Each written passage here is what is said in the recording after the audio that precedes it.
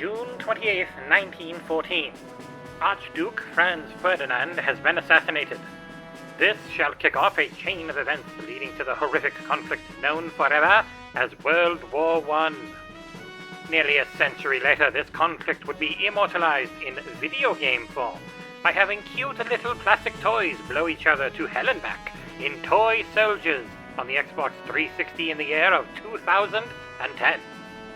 Available now is an HD update for Xbox One. Available through backwards compatibility for the series consoles, PlayStation 4, and Nintendo Switch. What has changed, if anything? And how does this 11-year-old title hold up? Let us take a look and find out for ourselves in our review of Toy Soldiers HD.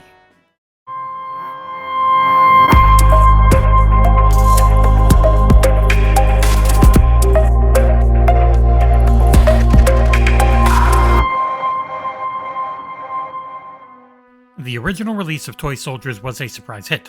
Using what are now familiar mechanics, this tower defense, shooter, dogfighting hybrid was lauded. It still holds up quite well 11 years later too, though this is no remaster. The game is running at a much higher resolution and at a 60 frames per second lock, which are both major improvements from the 360 version of the game.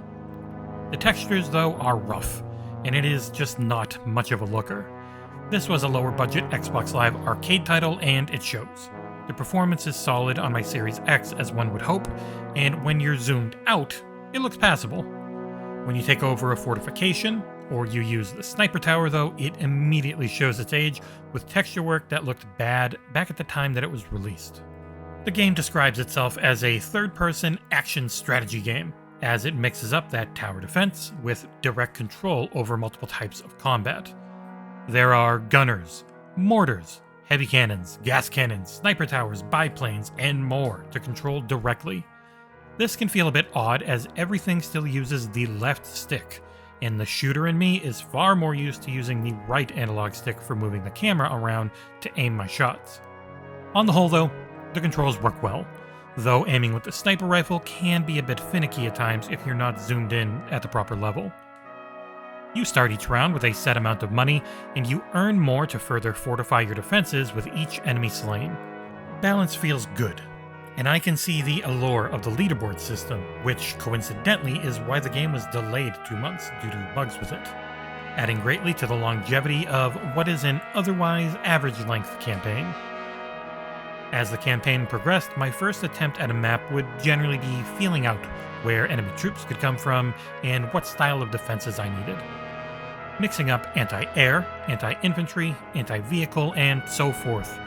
My defensive emplacements and their locations, that was everything. You can use that sniper tower to help cover up any gaps until you have more money to replenish, build more, or upgrade your fortifications, but the bosses in particular can demand that you rebuild everything on the fly, as certain emplacements will do far more damage than others. It's fun, and winning a tough round feels satisfying in the best of ways. This is only the first game in the series of the 3 previous titles, but it does include all the original DLC, as well as a few new levels, which were well done. The campaign is decently long and varied, with solid difficulty ramps, and incredibly spongy bosses who require specific setups to beat. Learning these was challenging and fun, and they were used sparingly enough that I did not grow bored of them. Sound-wise, the game's pretty great, with an emphasis on old-timey music and decent enough sound effects for the weaponry and battle cries. At $30 US though, it does feel a bit steep for something that hasn't really received any major graphical or upgrades otherwise outside of that higher resolution and frame rate.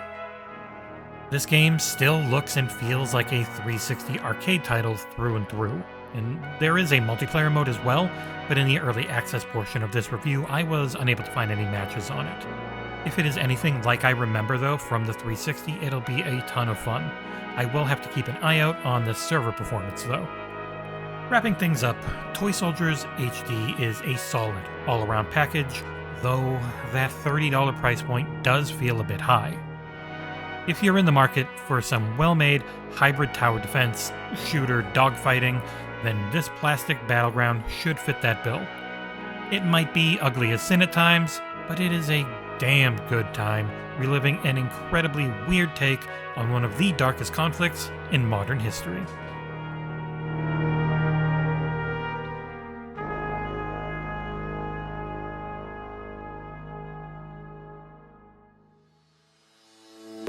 Thank you for watching. Please like, comment, and subscribe, and we'll see you here next time again on XboxEra.